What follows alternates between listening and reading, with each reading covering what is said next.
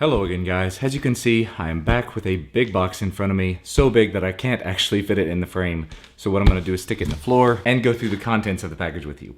This is my new desktop from HP. Not a sponsor, something that I paid out of pocket for. Because my current editing desktop is about 3 years old at this point, which is a bit dated. And apologies in advance, I sound an awful lot like Barry White today, but we will make do, because I can't get enough of your love. And this computer is called the HP Phoenix 850 SE with Windows 7. Now the good thing about it coming with Windows 7 is that I can actually try it with everything using Windows 7 out of the box, and then eventually upgrade to Windows 10 if I feel like it, because Windows 10 is a free upgrade. So again, you get a lot of options. But anyway, first up in the box, there's another box. And inside of this awkward little box, hey look, there's another box.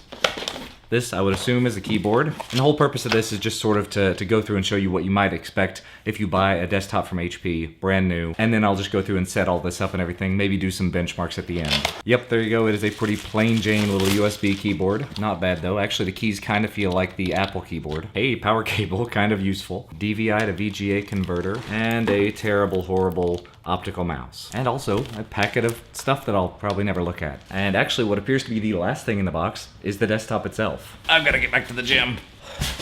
And I've got to get over the sickness. But there you go. I'll try to see if I can add some actual product shots of it after the fact, but it is a desktop. And actually it's backward from a lot of the desktops I've ever used before. Normally, the side that would be facing the camera right this second is where the door would be, so you take the door off and to get to all the components. But the door is on the side I'm on. Interesting. But inside of this machine, we have a Core i7 5820K processor. Currently it has 12 gigs of RAM. They are unmatched sticks.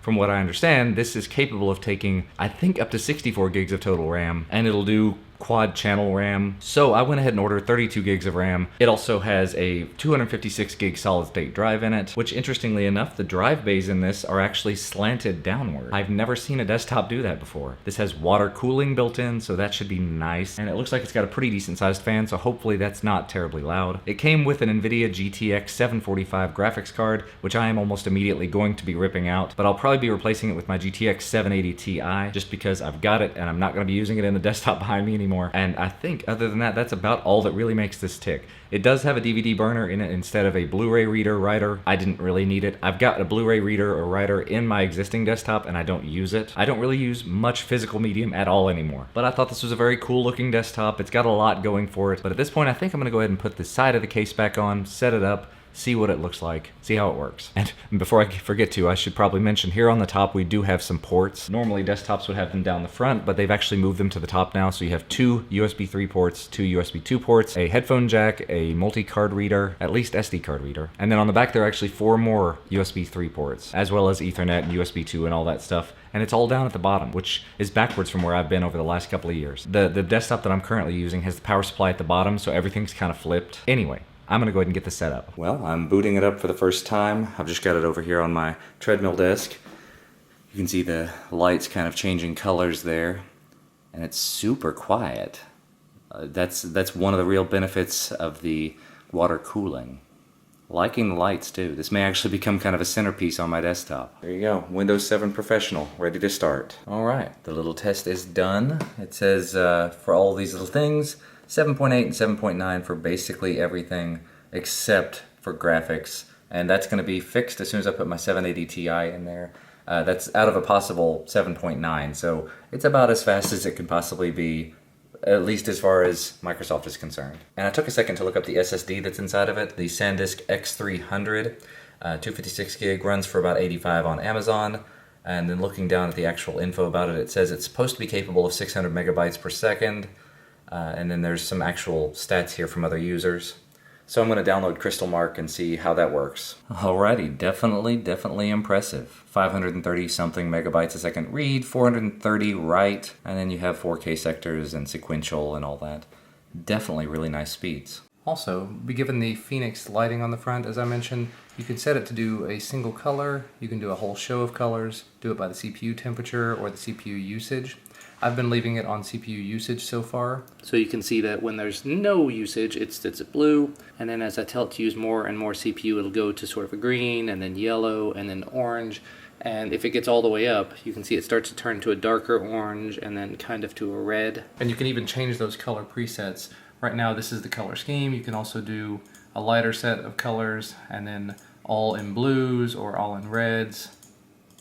And then you come down here and check it and it changes immediately. Well, it has been about a week since I started filming this video, and I thought it was about time to go ahead and wrap things up. In the time since I started filming this video, I actually stopped right in the middle just because the video editor I was using, Sony Movie Studio, apparently doesn't work very well when you give it a whole lot of hardware. Maybe it's a problem with the codecs I was using, I don't really know, don't really care. Started testing out other things, ended up using Adobe Premiere Elements. And I've actually, live right behind me, got rendering tomorrow's daily vlog. If you don't know already, I do make daily videos over on my second channel, youtube.com/twillplays, where I talk about my life and my family.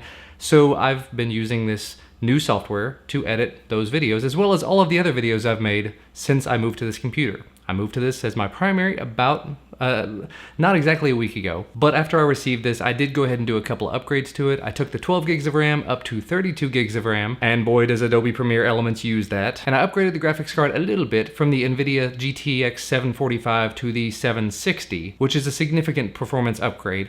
The Windows Experience Index thing I told you about earlier, I can't show you right now because I moved up to Windows 10 as well, but it went from 7.3 because of the graphics to 7.9 because of the graphics, 7.8 because of the processor. That was the only limiting factor, and there's really no place that it could go from where it is. And you probably aren't able to see it. I don't know if you will be able to because of the resolution, but that little progress bar on Premiere Elements is moving along very, very quickly, shooting through a 20-minute video in what will essentially be about 6 minutes. Whereas using Sony Movie Studio on either my old desktop or the new desktop would have taken me probably 30 minutes before. So this is a massive improvement as far as I'm concerned. I'm definitely going to be upgrading the storage a bit. I've got some external hard drives I'm going to convert to internal hard drives just to have additional storage. I've also got a Drobo sitting over there in the floor I'm going to be unboxing and sticking some more storage drives into.